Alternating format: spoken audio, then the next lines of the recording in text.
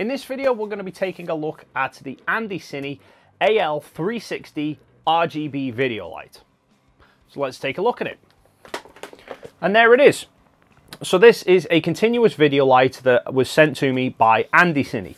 So a thank you to AndyCine for sending me this, but as always, it's not paid or sponsored review in any way, shape or form. So this is an RGB video light, which means it not only gives you a white light, but it also lets you shift colors as well. Now, the design of it is pretty simplistic. You've got nothing on the front apart from this light panel. You've got nothing on the sides.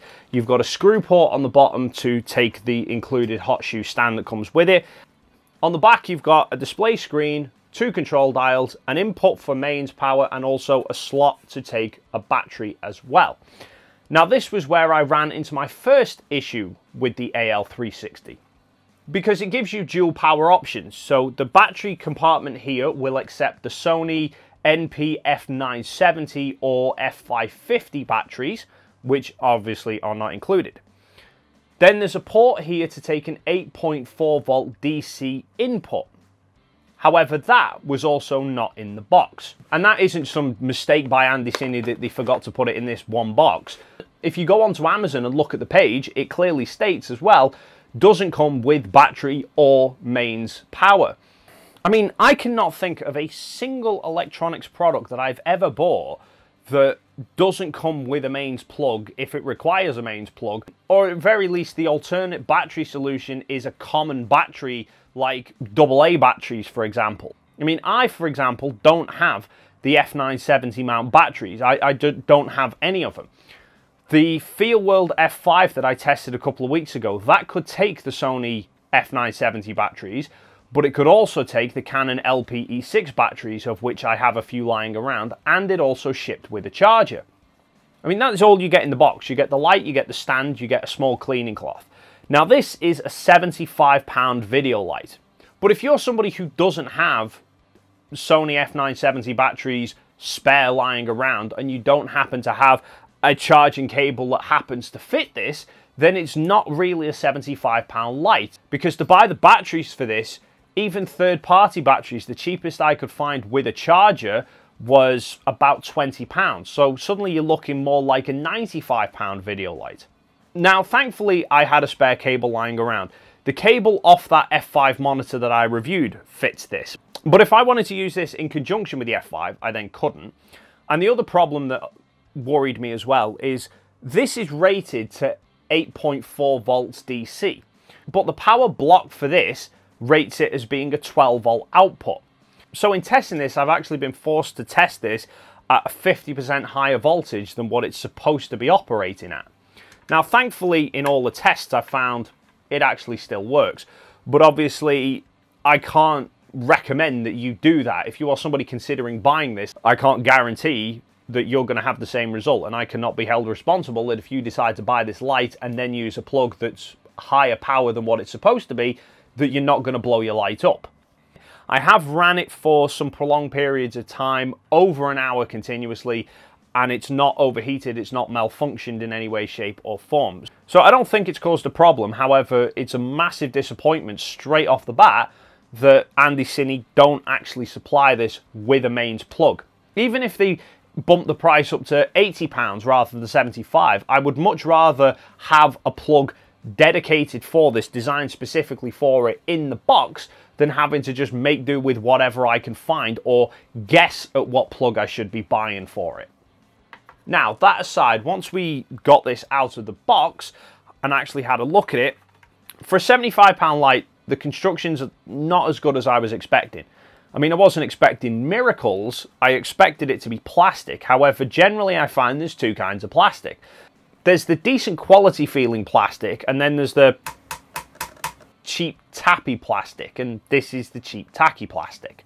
I mean, it's not the end of the world because it keeps the weight of the light down, so if you were having this mounted on a camera, it's easier to carry around. What I did notice, however, is that this front diffuser panel here, which isn't changeable by the way, there's quite a bit of flex to that. You can bend it quite easily. Feeling around, it feels like there's strut points in the 4 corners and then over the middle of the longer edges. but that means in the center and on the middle of the shorter edges, there's nothing supporting it. And as a result, there is quite a bit of bend in the panel. So it's not the best built video light, but then like I said, that's not necessarily a bad thing, because if you're planning on carrying this around on top of a camera, you want a fairly lightweight video light. Now, being a light, there's only one feature that it needs to have, and that's to light things up. So on the back, we have two control dials. We have one here which controls the power level and one which controls the color temperature and hue. So after powering the light up, you push the power button in and it turns it on white light. Every time you start it up, it will always go to white light. Even if you've had it in the color temperature mode, turned it off and then turned it back on again, it defaults back to white light. Now, at least when you change back into hue mode, it remembers what color you were set at previously, so you don't have to redo it every single time. Now, in both temperature and hue mode, that first dial now becomes a dimmer. It lets you change from 100% down to 10% in 1% drops. However, once you get down to 10%, that is as low as you can go before the light then switches off. So there's nothing between 0 and 10%. So if you wanted a really, really dim light, that's out the question. Now, while you're in white light mode, this second dial adjusts the temperature. So the color temperature is adjustable between 3200 and 5700 Kelvin. If you then push that dial in, you switch over to RGB mode, and then this lets you adjust the hue to any color that you so desire. And then at any given color, you can also reduce the intensity as well. So it certainly opens up a lot of possibilities in being able to pick whatever color you like, so you can obviously change the backgrounds of your videos and get some really interesting results, which is great. There's a few aspects about this, however, that I don't like. Firstly, the display isn't particularly clear. Even in total darkness, you do sometimes struggle to read what that display is actually saying. So I would have liked to have seen a better quality display there, a slightly brighter display that was a bit more readable. Then in terms of making adjustments, there's little stage clicks as you turn the dial around. However, one click of the dial doesn't always mean a 1% drop or a 1 degree turn on the hue wheel. It depends how quickly you turn it. So if you turn it quite slow, you get very small steps. However, if you spin it quite quickly, you then get huge jumps in color temperature. And there's been a few times where I've tried to be getting a particular value and I've just spun it a little bit too quickly and I've wound up jumping well past it. So for example, the other day I tried getting to 280, and as I was spinning, I went from 220, 230, suddenly jumped up to 311. So then end up having to wind it back. It would have been better if one notch was always 1 degree on the hue wheel to make getting a particular number a lot easier. Yes, it would mean if you wanted to make a massive alteration from one side of the color wheel to another, that you would have to rotate and rotate and rotate a few times around. But it would just make the whole process a bit more predictable. Whereas at the minute, I can spin that dial at a fairly regular pace, and occasionally it will just randomly jump to a different color. And the same with the power dial as well. If I shift the power dial here, it doesn't always register that I've turned it. If I just flick this quickly from 100%, it doesn't change. It's dropped 3. It's dropped 30. It's dropped 4. It's dropped 20. Even if you are consistent with how you spin the dial, there's no consistency with how the light reacts to it, which can be a nightmare sometimes. Another thing I've noticed about this light as well is if you power it off or you take it down to 0%, regardless of whether you are in hue or in white light mode, the moment you take it down to nothing, the light doesn't go off. You get a red light instead. You only get the light actually turned off if you unplug the light.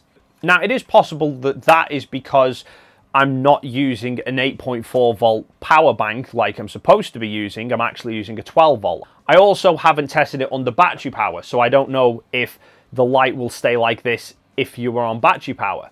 I hope that doesn't stay lit while you're on battery, because it means that you could never actually turn the thing off. It would always be draining the battery, which would be a complete annoyance. And obviously, if I wanted to set this up somewhere, you know, like on a shelf or something, so that I always had a coloured backlight, then it means that whenever I finish with it, I couldn't just turn the thing off when I've finished. I've got to unplug it and then replug it in every single time. So That is a bit of a weird nuisance, and I don't know why it does it.